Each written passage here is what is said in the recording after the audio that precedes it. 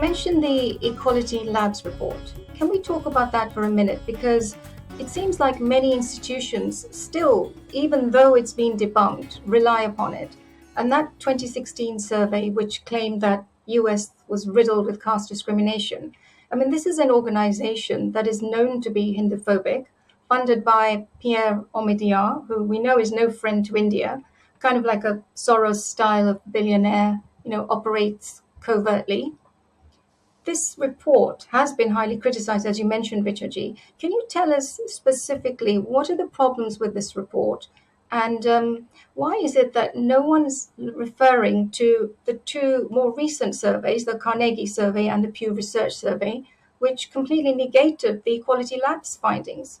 Why do institutions still go back to that old report, which has been debunked? It's like it feels like there's some sort of malintent in all of this. Absolutely. I think you summarized everything already for me because you're right. It is a 7-year-old survey.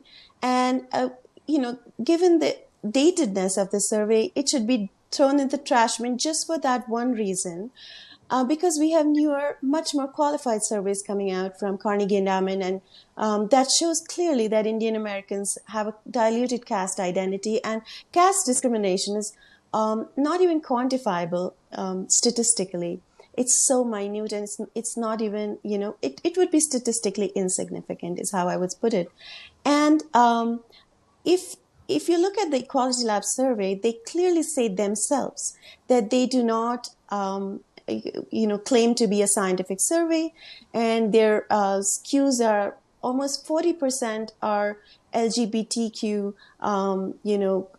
The sample is the respondents were LGBTQ, and so that itself showed me that there is something wrong with the way the survey was conducted. The sample is not randomized. Secondly, they have.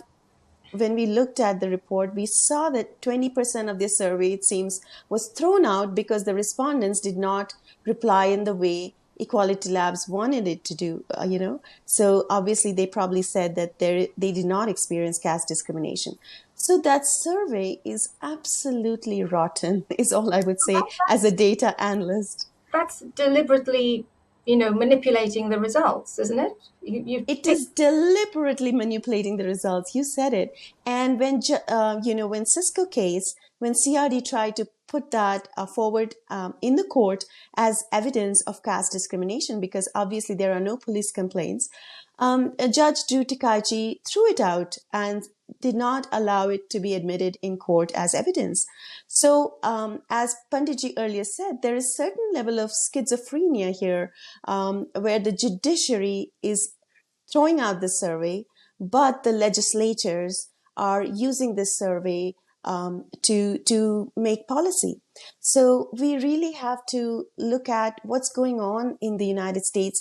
The corruption, the prosecutorial abuse that we saw in the Cisco case is extending to what's going on in the Senate today with the bill SB 403 that has been tabled by Aisha Wahab, who is a first Afghan American senator. But we do see a certain level of South Asian politics seeping into America because, as you can see, there is a certain level of influence, as we saw in UK in the Labour Party, where there was a takeover of the Labour Party and enactment of policies. The same thing is happening today in America, where the left Islamic groups have taken over the progressive left caucus in the Democratic Party, and that rules the California Democrats, the CADEM, as it's called. And in fact, CADEM was the first party to pass a caste resolution. So all of these facts point to some sort of foreign influence, some sort of influence by people who definitely do not want America to continue on that meritocratic path that it has been for so long, and that is the seed of its success. Today, as America stands at number one, if this continues, this sort of, targeting of meritocracy, which is happening not just by this caste policy, quota systems are trying to be, introduced. There was this attempt to introduce on the corporate boards. There was an attempt to pass policy where there would have to be a certain number of LGBTQ members on the board, certain number of women on the board.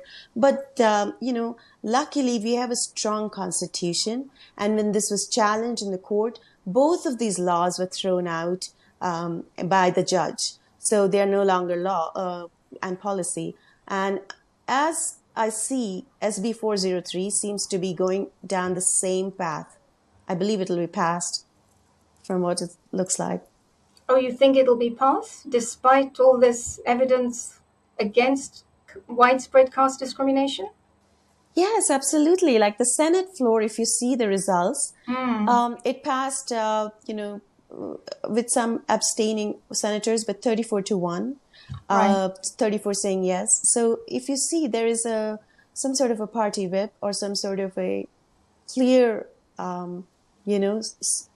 clear top-down approach to this, where they do want to pass this law for sure. Banerjee, this is like ramrodding a piece of legislation through the system without any evidence for its need. Like, what would you say to that? Like, there's some agenda behind this, or why do you think that's the case? Well, Richa ji has highlighted some of the key aspects, but there are one or two aspects which I think are relevant to what you just asked. And one is that checks and balances seem to be thrown under the bus. There are processes which are deliberately instituted to prevent the state oppressing its citizens. And yet, at a local level, at a state level, those checks and balances are clearly being circumvented. And that is a very, very concerning issue. And the reason that the CRD decided to drop the case is because it was escalated beyond a state level, I believe, to the Attorney General. And the Attorney General at a national level would have a look at the details and would find the abuse, the complete negligence which allowed them to abandon due legal process. And that's not done lightly. Somewhere along the line, I hope that we get to the stage when there is a reckoning and there is litigation, perhaps even a class action. If the Hindu community can get together, there should be some sort of a class action against all of the institutions which have acted with such prejudice and with such hatred against an identifiable minority without any evidence having been submitted whatsoever, other than an air of hatred and vilification. This is always a dangerous sign when the state abandons its responsibility to look at the evidence. And Lady Jurisprudence, who always is blindfolded, is encouraged to drop her blindfold and have a quick look and see, oh, it's those terrible Hindus. I can see that they're in front of me, and I mustn't give them the same treatment I would to anybody else. If you can make Lady Jurisprudence identity aware, then all of a sudden the principle of equality for all is lost. And it's not just for one, it sets a precedence for everybody. And so I think it's vitally important that not just the Hindu community in the Bay Area and in San Francisco and in Seattle and in other places where this has been pushed through, everybody should get together and consider the impact on the American citizenry of passing such a law which breaks that long established principle of, I think they call it facial neutrality in the United States. But it's that principle that the law must be blind to identity. That is an extraordinary development if that happens. One last thing that I noted, and Richa ji also mentioned it, was that the Hindu community is coming together. I felt extremely encouraged to note two things.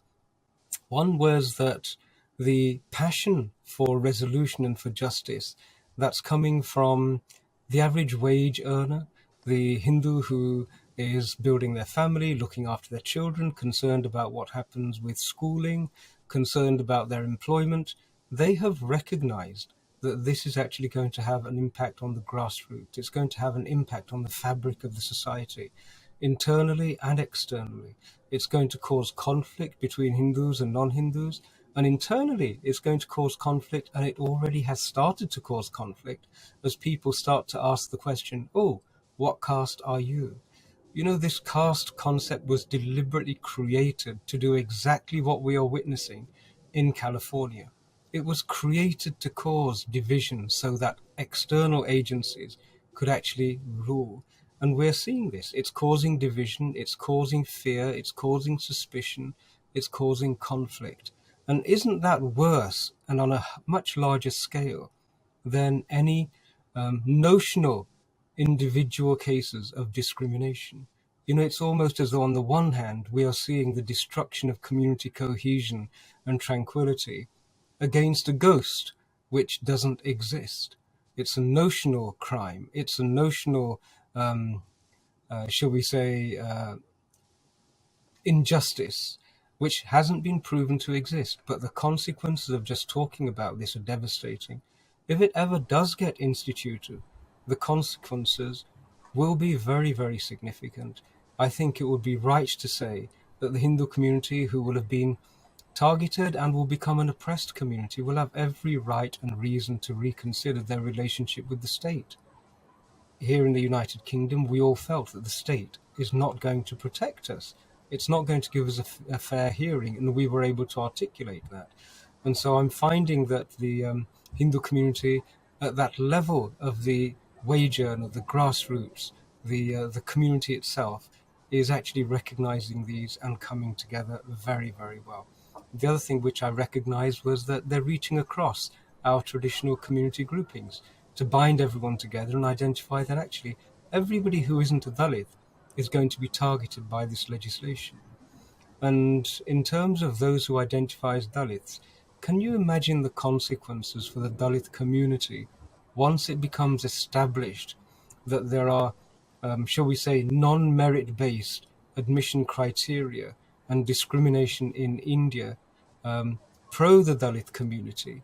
That allegation that maybe they have got their positions without merit, without equality, without a fair assessment of their ability, that allegation is going to harm those who identify as Dalits as well.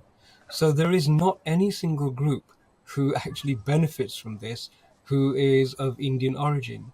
And the only people who benefit are those who are seeking to destroy both diversity but also community cohesion and harmony. And that should become really clear to the legislators and also, most importantly, to the litigators and finally to the political agencies and indeed the politicians and their parties. There are no winners in this except those who want to destroy the fabric of the nation, which is world known as being the land of the free and the home of the brave, I think. So this is a very, very serious issue. It's not going to go away. One last thing I noticed is exactly the same as we had here. You will recall perhaps that when we were wanting to challenge the caste legislation and these caste extortionists, these extortion activists here in the United Kingdom, there were a lot of supporters in the community who came together. But the ones who could have made such a difference and helped us to actually dispel this very, very quickly were the ones who have the largest and deepest pockets. And they were the last to the fight here in the United Kingdom. And very few of them recognized that they too had an obligation because they too would actually be impacted upon this. And I noticed that in the United States, we're having exactly the same scenario where those who could actually infuse the whole ecosystem with the funds needed to perhaps, shall we say, bring a class action at the highest level, they themselves are the least, at present anyway, the least enthusiastic about coming forward and adopting a position of leadership on this. Here in the United Kingdom, we found that members of that demographic were intertwined with the political machinery. There were relationships which are long-standing, donations, no doubt, from billionaires going to particular parties. All of those sorts of things were present here in the United Kingdom, and I'm sure they're present in the United States.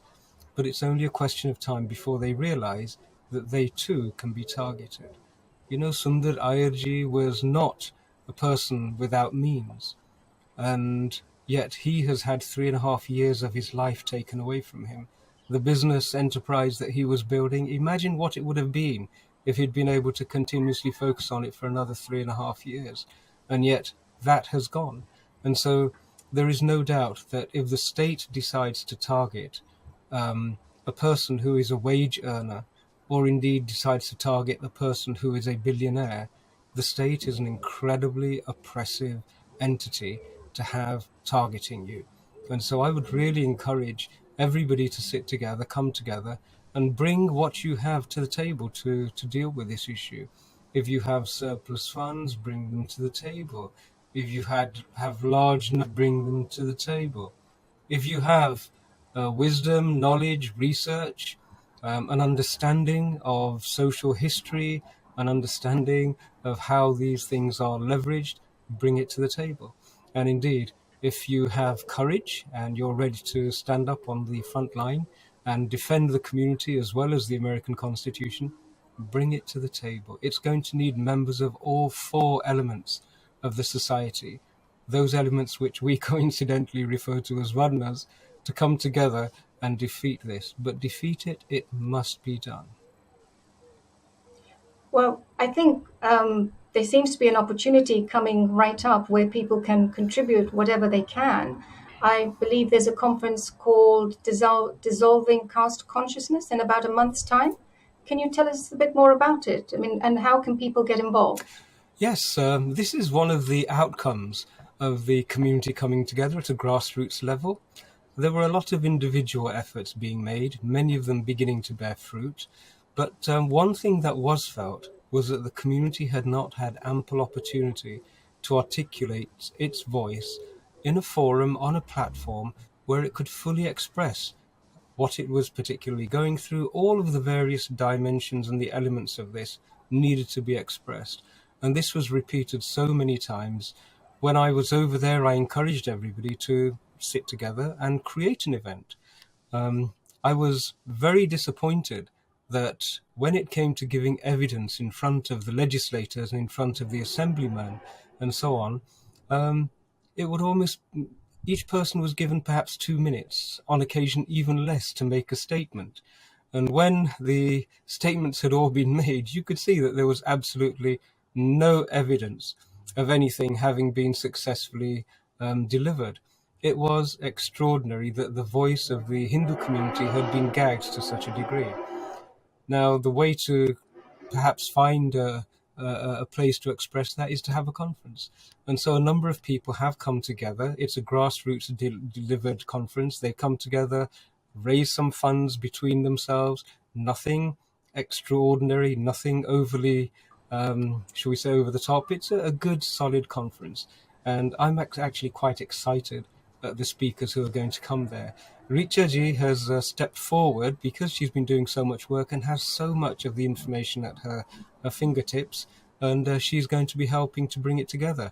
And if the stars deem it appropriate, I'm hoping to contribute an academic and a historical and religious perspective at the conference as well.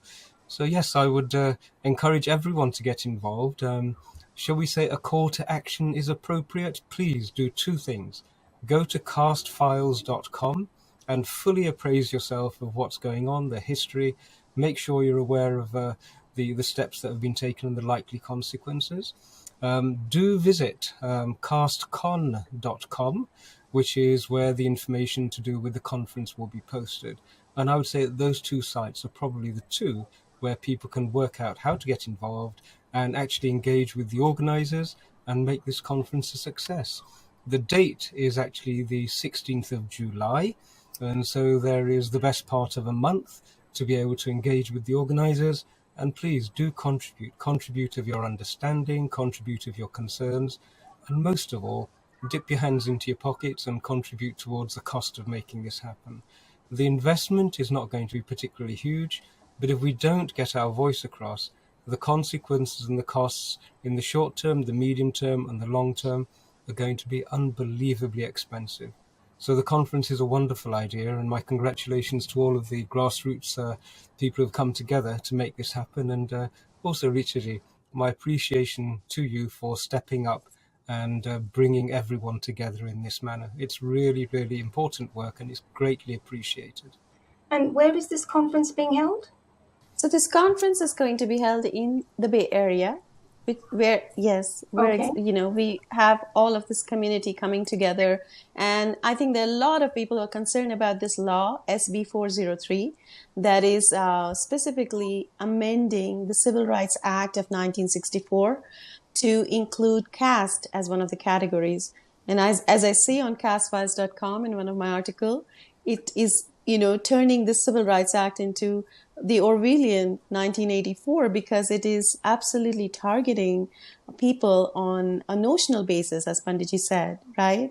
And based on our last names, based on just someone identifying themselves as Dalit and calling the other person as upper caste, one of us could be targeted as a caste discriminating person. So this entire idea that there is a peculiar sort of attitude or ingrained problem within the South Asian community is very concerning. First of all, so I think a lot of people are involved not only in attending the conference but also organizing it, and I think we're just hoping that this will put our message out on one single platform.